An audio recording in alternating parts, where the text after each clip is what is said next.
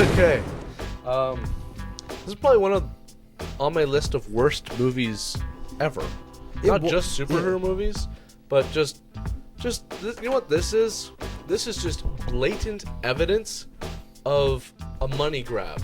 This movie was pumped out so fast after Batman Forever because they wanted to sell toys. Mm-hmm. And that's not a secret. They even talk about this in the special features. In Batman and Robin, there was a real desire at the studio to keep it more family-friendly, more kid-friendly.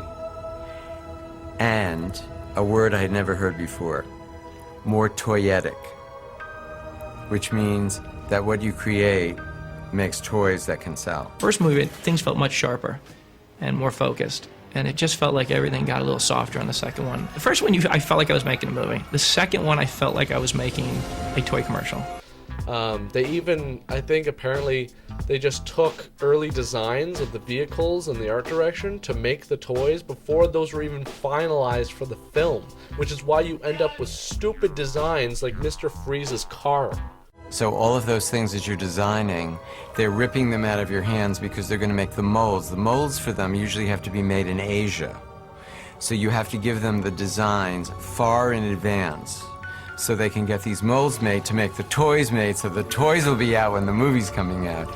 I think Uma Thurman was good as Poison Ivy. I think she was cast well. Mm-hmm. But then you got Alicia Silverstone playing Batgirl. I mean, like, come on, what was her last movie? Like, Clueless? Okay. Yeah, this is just... the whole, like, turning... Oh, my God. This just goes on forever. The butts. Yeah, this is kind of like... Let's make it as sexual as possible. It just... Oh, my God. I mean, who is this movie aimed towards? Kids? I know. And it just goes on forever. These close-ups of all their equipment is just like...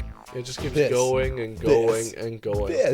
And everything is just, like, I mean, you try and outdo Batman Forever, so you got this car with, like, all these spinning lights and stuff. Everything seems to have neon and flashing lights going on everywhere. I don't get the turbine kind of disco ball going on in there, and again, these are designs that weren't even really finished. They started making the toys based on these early designs, so I think they just decided, hey, let's just go with them. Yeah.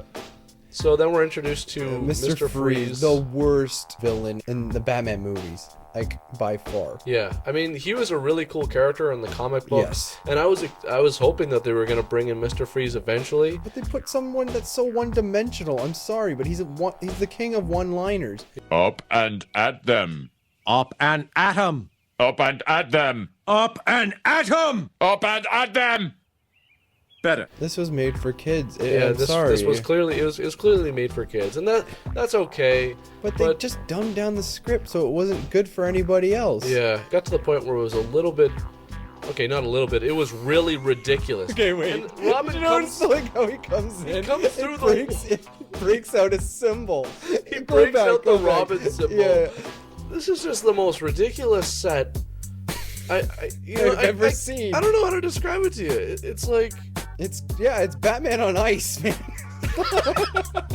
So, I like George Clooney as an actor. He's an amazing actor, but he ain't no Batman.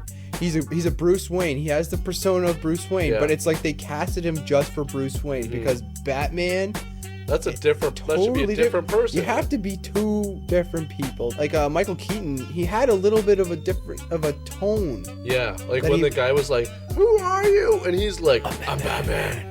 Like, you were like, oh, snap, this is going down. And with this, it's just like George Clooney's like, I just put on some rubber and let's have fun. But this part of the movie doesn't make any sense. So the gun kind of lands on top of a statue and sideways. Yeah. So then to get the gun down, Mr. Freeze throws this guy up into the air, who slides up alongside the statue and knocks the gun down. So Mr. Freeze gets into his...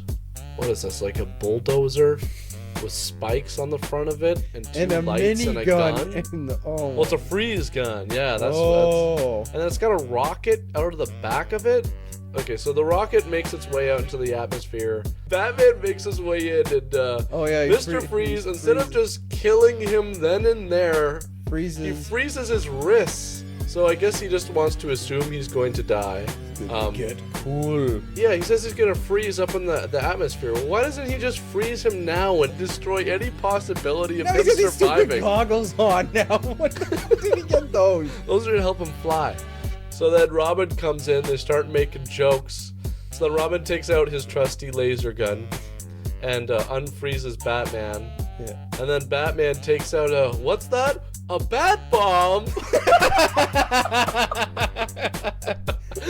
Thank God you brought that bat bomb, Batman. Oh. So then they use the doors as surfboards somehow. Yeah. So then Batman attacks Mr. Freeze. Diamond is gone, and Robin manages to do a flip and catches it. So we're introduced to Poison Ivy, played by Uma Thurman, which is actually the only good character I feel in this movie.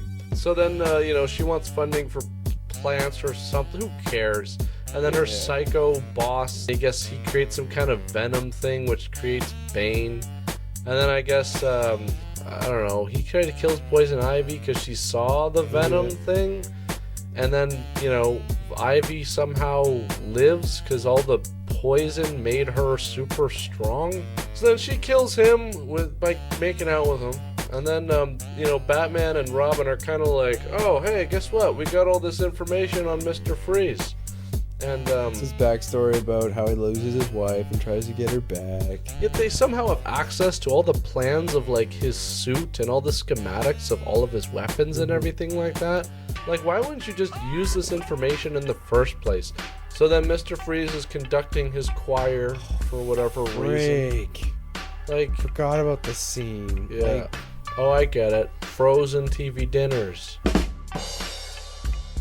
So then Mr. Freeze needs more diamonds to keep him cold, because, is that it makes really? sense. That's what it is? That's what it is. The diamonds make things cold. And he's collecting enough diamonds to make a giant cold freeze ray. I thought he wanted to bring his wife back to life. Yeah, he wants to save his wife, but at the same time he wants to just murder everybody with a giant freeze ray, because, makes sense. So then Alicia Silverstone, hot off the set of Clueless, shows up at George Clooney's house. That's like, she looks no different, actually. And Chris O'Donnell is just like, oh, boner time. So then Mr. Freeze is watching YouTube videos of his dead wife and kills some guy because he brought him the newspaper. So anyways, then they go on this high-speed chase, and Mr. Freeze freezes a statue and then just jumps right through it. Mr. Freeze makes the jump perfectly and then freezes Batman's Batmobile in mid-air. So then somehow Batman dives through the window and beats up Mr. Freeze and then kind of shows him off to the audience. So then Alfred's kind of like preparing for his death as he's saving everything onto CDs. And George Clooney comes in, starts talking about himself, and Alfred is just like, I don't really care because I'm dying. You gotta stop having flashback about your dead parents, just get over it. You're like 46. So then Robin's watching like this motion tracking camera. It's kind of like heat vision for some reason. Yeah, when you can just, obviously if you just look at the camera, you can just see what's going on. You don't really need it to track anybody. I mean, it's just a garage. You'd be easily able to see somebody stealing your bikes. Stealing my bike! So then a vulnerable schoolgirl goes out and starts getting involved with Coolio. It just gets so, I just feel like there's no point anymore. There's no point to anything. It's just so bad. So then Mr. Freeze takes over the giant telescope and uses it as his freeze ray. And then, then we have the stupidest looking Batgirl I've ever seen. So then in a bunch of, obviously stupid looking contraptions that they're riding, but first drafts of vehicles that they decided to go with because the toys. You got Batman in some kind of a bat ice skate, Robin in some kind of a hovercraft, and Batgirl in a motorcycle that can drive on ice. So then, even though Mr. Freeze just tried to murder everybody in the city, Batman's like, hey, guess what? Your wife is still alive, but I need to save my butler. So Mr. Freeze is like, okay, I've got some butler medicine. Take some of this and call me in the morning. I guess they cure Alfred in like a matter of 12 hours. and I guess they all kind of have their happy moment now. It's one of those, yeah. And agree to like, you know, it's not just 2 of them, Now but it's 3. 3 of them. So then in one fell swoop, they ruined the Batman franchise for 8 years. This is just bad, right? All over. Everything is bad. Just horrible. It was rushed. I mean, I want to say something good about the movie, but I can't. This isn't just me just being a dick. This is just bad everything. Well, it's their own fault because they try to pump it out too fast. That's what happens when you get impatient and greedy. So, that's our first entry on the worst superhero movies ever. And it was painful. It was a doozy. But fun. So what's the moral of Batman and Robin? It's more important to make a Toys R Us commercial than a Batman movie.